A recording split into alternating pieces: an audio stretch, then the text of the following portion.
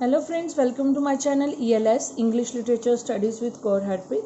Today's topic is about history of English literature and it is also a revision of all ages which are covered by me through my videos, right? And I would like to thank all my subscribers here for your moral support and love for my channel. And if you like the content, please hit the like button, share and subscribe my channel.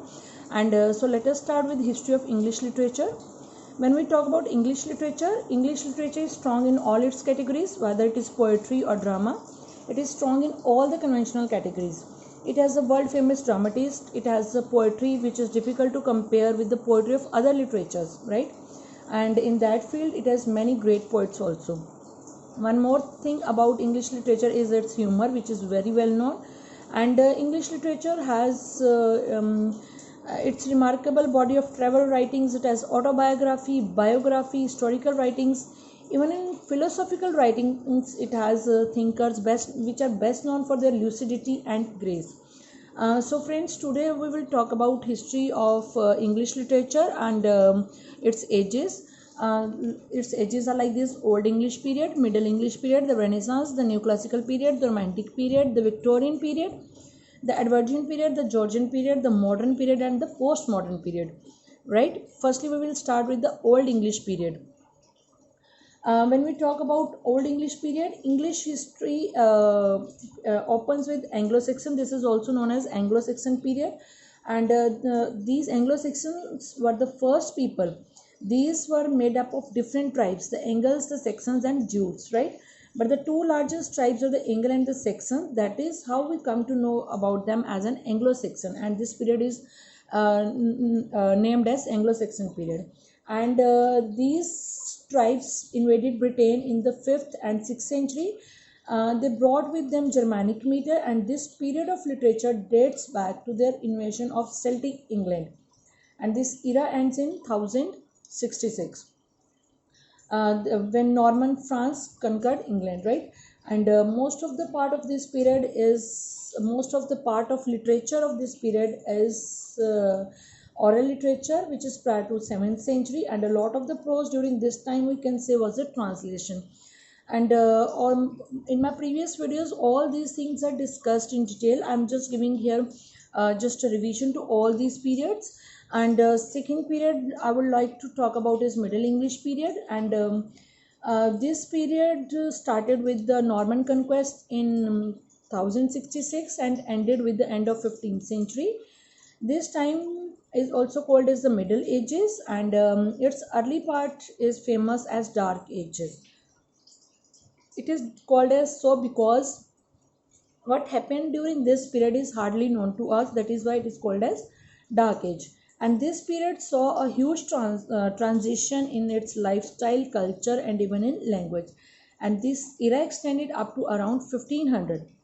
There were three main categories of Middle English period. First one is religious, second is courtly love, and third is Arthurian.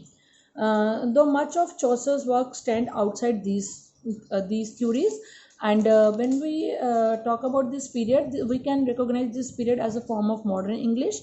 And this period is home to like Chaucer, Thomas Malory, and Robert Henryson. And when we talk about the general features or characteristics of this movement, the general features are the rise of religious orders, the blossom of chivalry, sympathy for women, sympathy for poor people, then the spirit of romance, then the widening of European outlook. These are the main features of this period. And again, I would like to tell here that all these things are discussed in my previous videos. You can check those videos. And third is the Renaissance, that is 1500 to 1660. When we talk about this period is often subdivided into four parts, and it is discussed in very much in elaborate style in my previous videos, in which I have discussed each and every stage in detail, right? And this period has four parts: Elizabethan age, Jacobean age, Caroline age, and the Commonwealth period. And when we talk about Elizabethan age, that is the golden age of English drama. And why it is called as golden age, this is already discussed. I'm just giving here revision what I've already discussed, right? Elizabethan age is the golden age of English drama, and its prominent figures are Christopher Marlowe, Francis Bacon, Edmund Spenser, and of course William Shakespeare. All these are discussed one by one, and I am very much sure about that. When you will go through these videos, you will also like the content of these videos also. Then Jacobean age, this is 1603 to 1625, and this age includes the work of John Donne, Shakespeare, John Webster, and Ben Jonson, right? And the translation of the Bible also appeared during this period. And next is the Caroline age, that is from 1625 to 1649. It covers the reign of Charles I. Jacobean age covers the reign of James I, and Caroline age covers the reign of Charles I. John Milton, Robert Burton, George Herbert are some of the notable figures of this period. Last part of the Renaissance period is the Commonwealth period, 1649 to 1660.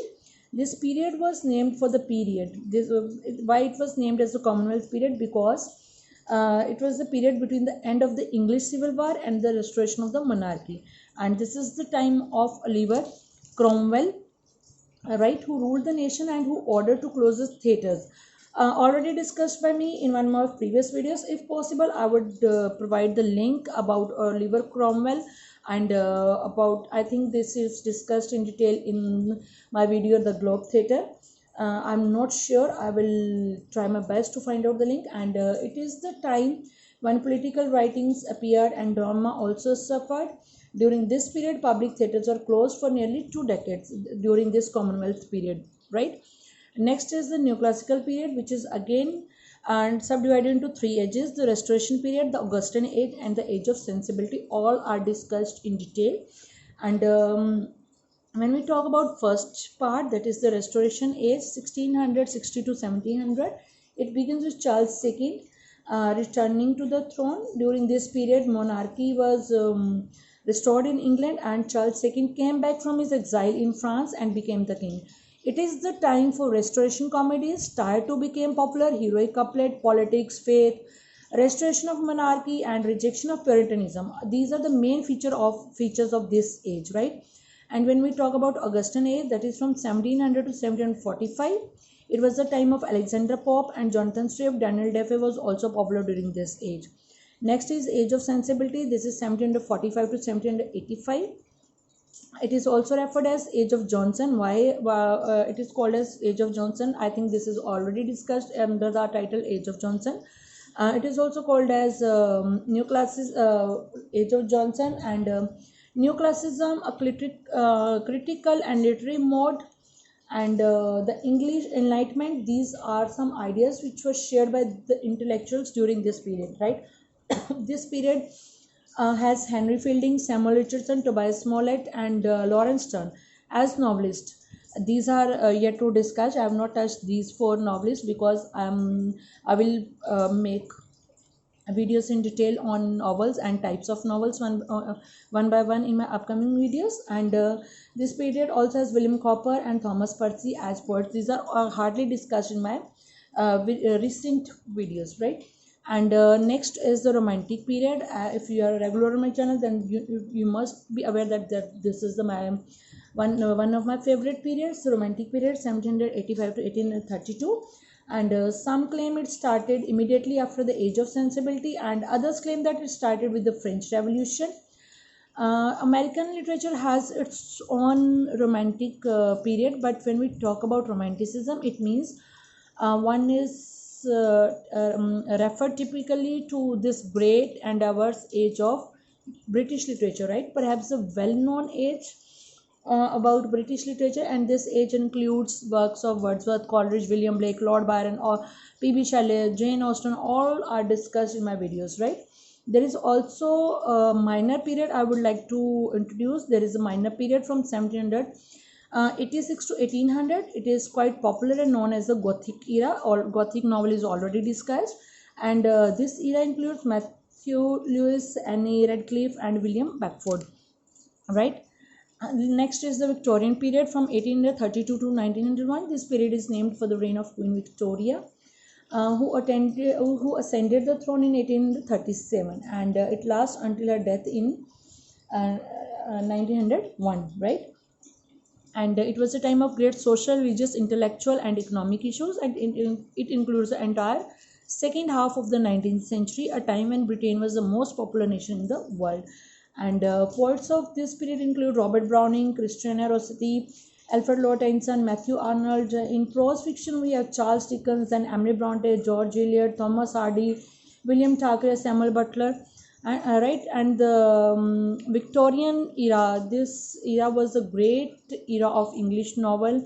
Why it is famous for English novel? Because it is realistic, it is thickly plotted, it is long, it is crowded with characters, and it was the ideal form to describe contemporary life, and also ideal enough to entertain the middle class. And when I will talk about novels, I will discuss all these four topics there. And next, these four periods are yet to be discussed in my videos: the Edwardian period, the Georgian period, the modern period, and the postmodern period, right? And if I will discuss these, if I would like to discuss in brief, even then this video will be very lengthy, right? And so these four periods will be discussed one by one in my upcoming videos, so stay tuned. And if you like my channel, please hit the like button, share and subscribe my channel. And once again, thanks for your moral support, for your love for my channel, and thanks a lot for watching.